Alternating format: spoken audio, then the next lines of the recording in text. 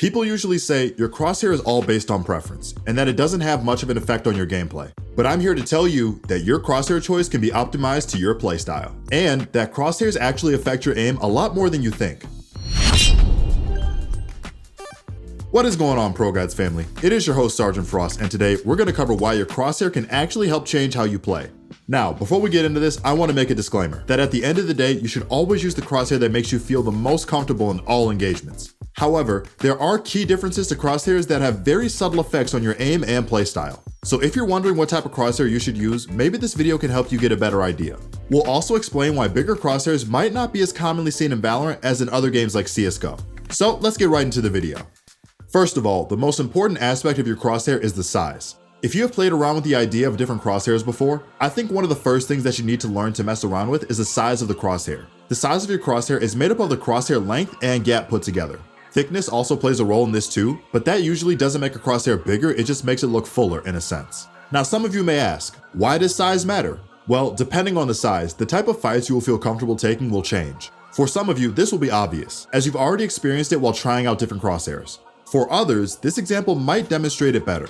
For example, let's say you're holding a long angle. If you have a bigger crosshair with a somewhat larger gap, you will have a harder time pinpointing your enemy's head or body because your crosshair is much larger in relation to their body as well. However, with a smaller crosshair with a small gap, this is much easier, as you will have much more room to be precise with your aim. But before you ask, then isn't it always better to have a smaller crosshair? Consider when the angle is shorter.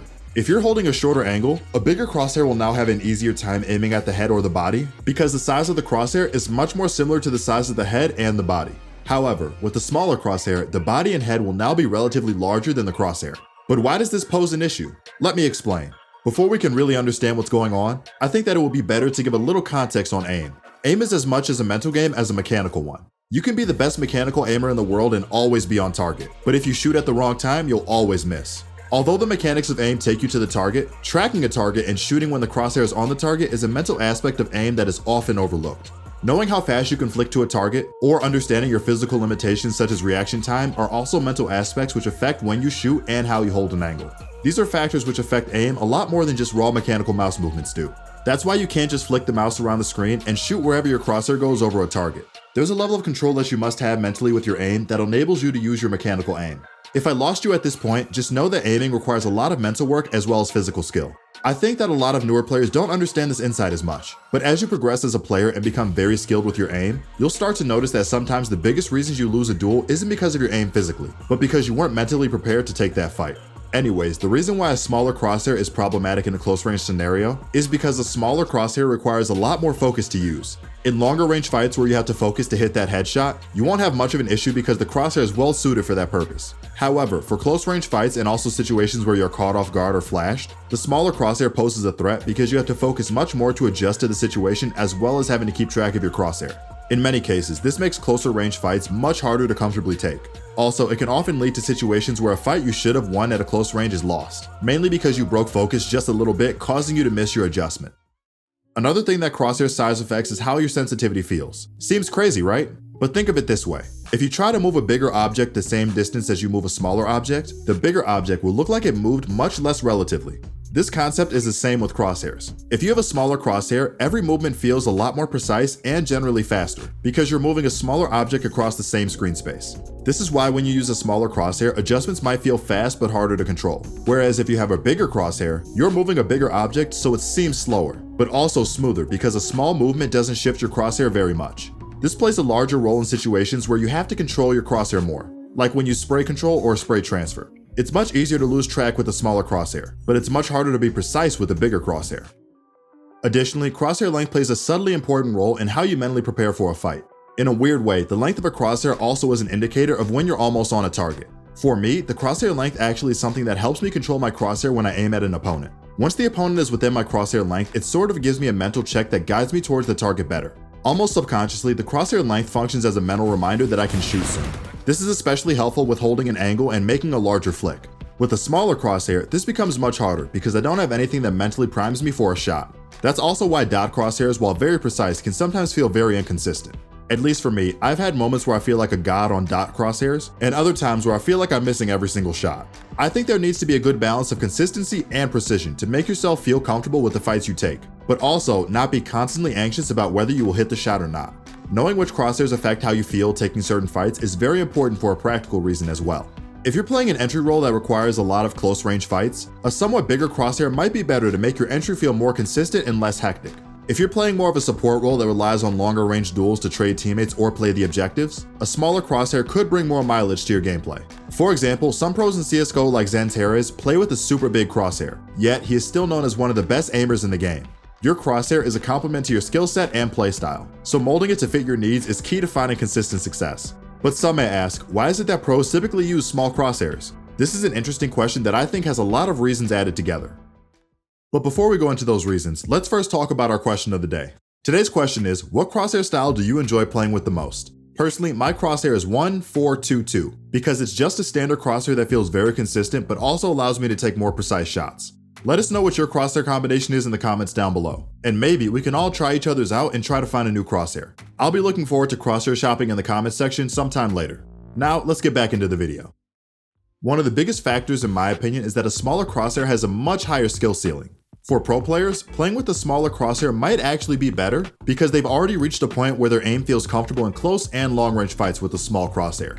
As such, they can control the smaller crosshair to a much higher level that regular players aren't comfortable with. For example, this is kind of similar to how you would place your crosshair when holding for a peek.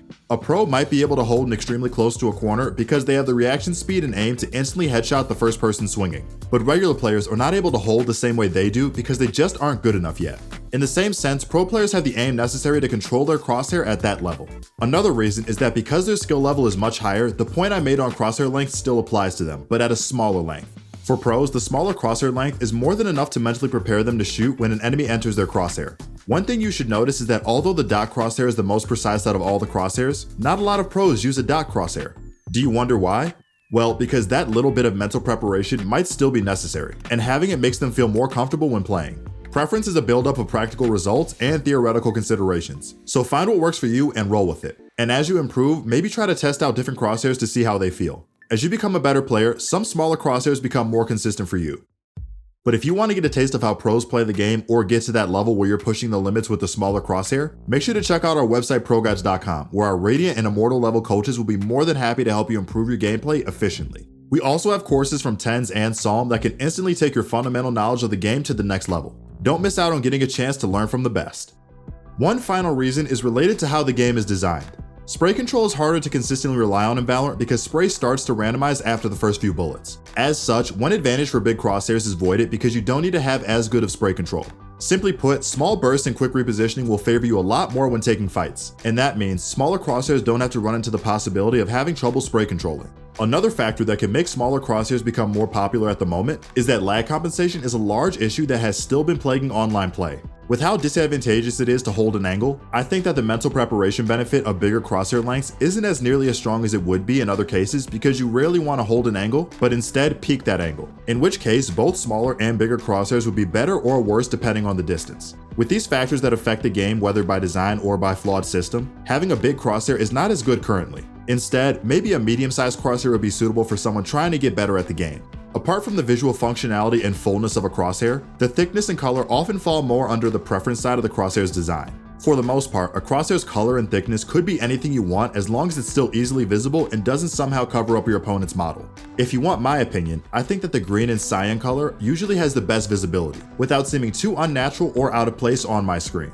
One thing I want to say before the video closes out though is that if you want to improve as a player, it's not always a good idea to try to work with the highest skill ceiling tools you have. That means don't use a super tiny crosshair if you can't handle it, even if it's just for practice. These things will naturally open up to you as you improve, and challenging yourself without overwhelming yourself is the most efficient way to improve. As much as it seems like a good idea to throw yourself into the deep end with a mini 1-1-1-1 crosshair, think first about whether you can comfortably enjoy the game or consistently play the game with it before making the switch. Well, that wraps up our video today on why your crosshair matters more than just the visual preference. Have we convinced you that your crosshair affects your aim a lot more than you originally thought? If so, let us know in the comment section, as well as what your crosshair is that you're using right now. If you think there's something we missed, also feel free to let us know. We're going to try to be more interactive with the comment section from here on out, so get ready for some responses. As always, if you liked the video, don't forget to hit that thumbs up and subscribe so you keep up to date with the latest Valorant news, updates, and guides. This has been your host, Sergeant Frost, and good luck with the grind, ProGuides fam.